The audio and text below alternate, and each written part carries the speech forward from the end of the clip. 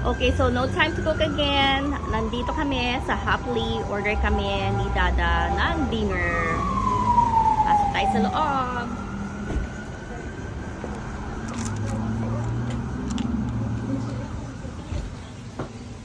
So maganda tong place nila. Actually, this is the first time na order kami dito. And since we are already in the area, kaya sabi ko mag-order na lang kasi no time to cook for dinner again. So ang in-order ko ay pan-fried noodles, vegetable egg roll, at 2.5 pounds na lobster. So ipakita ko sa inyo later pag uwi sa bahay ang mga in-order namin dito. At I will also show you guys nabubulol no? Gutom na I will also show you guys how much we paid for the total na 3 items na in-order ko. So ito na po ang House Special pan-fried noodles at ang ating egg roll. At syempre, ang paborito po namin, ang lobster. 2.5 pounds na lobster po yan. Fresh lobster po yan talaga ha. Kasi nakita ko na talagang kinuha nila from the fish tank. Talaga namang fresh na fresh ang ating lobster.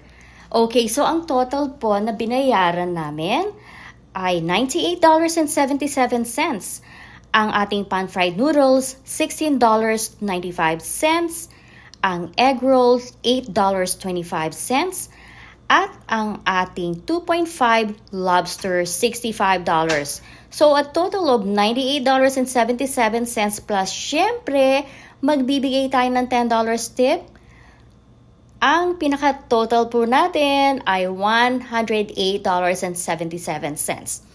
So, yun nga, this is a reward for ourselves kasi po we've been working really hard. Especially po si Kevin. He started working at yun nga, finally, nagagamit na niya ang kanyang pinag-aralan. At nakakatuwa, nagkwento siya sa amin na tuwang-tuwa nga siya. Meron siyang 10 pasyente today. Okay, so talagang we need to reward ourselves for working really hard. At syempre, para sa pamilya, kahit ano, go for it, di ba? As long na masaya ang pamilya, yun ang importante. So, maraming salamat po sa panonood. Join us. Kakain na po kami. See you guys later and thank you for watching. Bye!